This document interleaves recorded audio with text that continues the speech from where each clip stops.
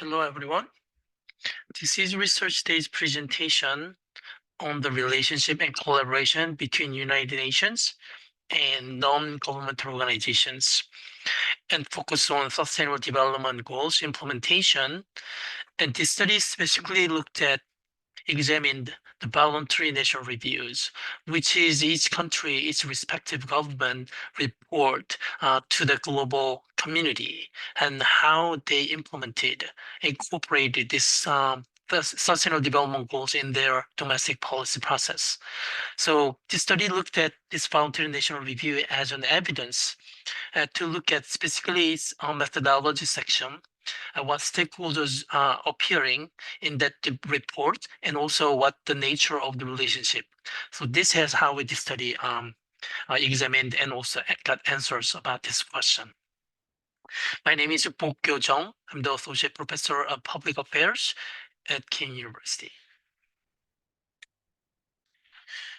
The starting point of empirical evidence, how these United Nations collaborate with NGOs, actually started with the ECOSOC, Economic and Social Council Resolution 1996 and 31. It actually included the term consultations with NGOs in the relevant case. So that's how these NGOs actually formulated this relationship and partnership in the formal process of UN. I also like to share how can students actually benefited from this uh, the topic in using former my and also current network from the United Nations. I took students and a couple of years ago before pandemic, and then students learned about from their UN DPIDG Department of Public Institution and District Division and district government, and students actually learned their STEM members' career options and workshop, and also on our program of MPA students, and shared what our program actually incorporate in terms of global components into our curriculum. So that was great co-joint event with the United Nations, so with our MPA students. It's very privileged experience for our students. So I will skip this literature review. The main focus is at co-production and governance, and in terms of collaboration of United Nations and NGOs. The theories I'm using in this study is transnational administration, which means administration process goes beyond those the boundaries of each country, and probably the global policy in this case exemplified by Sustainable Development Goals actually were examined through the examples of the voluntary national review. So this is a research question I'm asking through this study. In the formation and implementation process of sustainable development goals, what are the characteristics of an intersectoral relationship enabling collaboration between UN and NGOs? So that's why I'm asking in terms of the network and stakeholders, their interaction and the direction. This is what I'm examining. So this is the research framework I'm using. And this is started from the book, the Oxford Handbook, of which I'm also contributed one chapter. And this book actually brought the idea about transnational administration.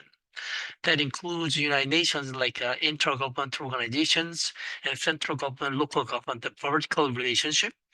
And there's a horizontal relationship exists between among those intergovernmental organizations and also among those central and local. But if you see this diagonal, the space actually brings the opportunity for NGOs, international and domestic NGOs, to contribute. So this study focusing on specifically those how this diagonal effects actually intertwined with this stakeholder interactions reflected by in those the voluntary national review report. The research method this study adopt is text content analysis. Out of 54 voluntary national review reports between 2018 and 2019, we collected coded 129 stakeholders and 130 action mentioned in the section. And then we use a code concurrence analysis, which means which codes appearing together in terms of interactions, intersection of these variables. So this is the data collection I use for this study. And specifically, each country report, 54 country reports, and we specifically looked at those methodology section and identified the key stakeholders and their interactions, followed by these examples of actor and interaction coding examples.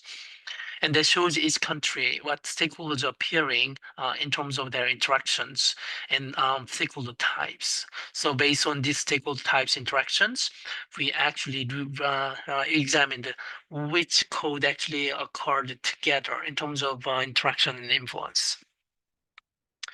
So this is the first analysis from this study. And if you look at this result, and I use the Atlas TI, and Atlas TI is a software tool for software and qualitative study and content analysis. And looked at interaction types, diagonal, if you look at diagonal and vertical, these are actually most frequent. This is not surprising because this diagonal and shows that interaction between those international organizations with local actors. And also they still in the global policy area, intergovernmental relations and influence to those respective countries is still very strong. In terms of sector relationship and stakeholders, I looked at also code concurrence analysis. If you look at the result, the order of frequency is as follows. The intergovernmental agencies is the most frequent, followed by central government agencies, domestic NGO, multi-stakeholders, and private company and local governments. So the diagonal will actually bring in lots of the stakeholders and mixing with the domestic and international transnational actors.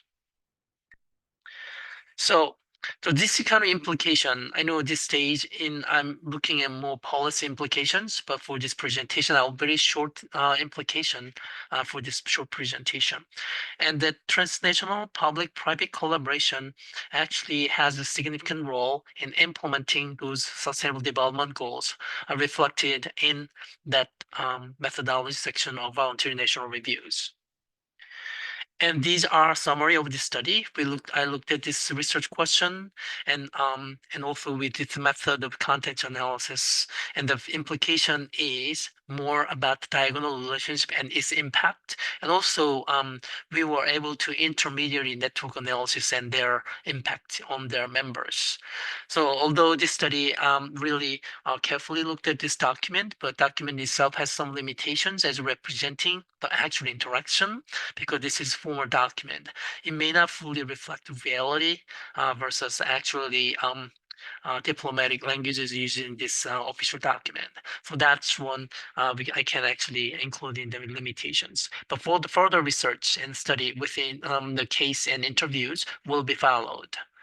Thank you for listening, and I really appreciate your feedback if you may have. Thank you very much.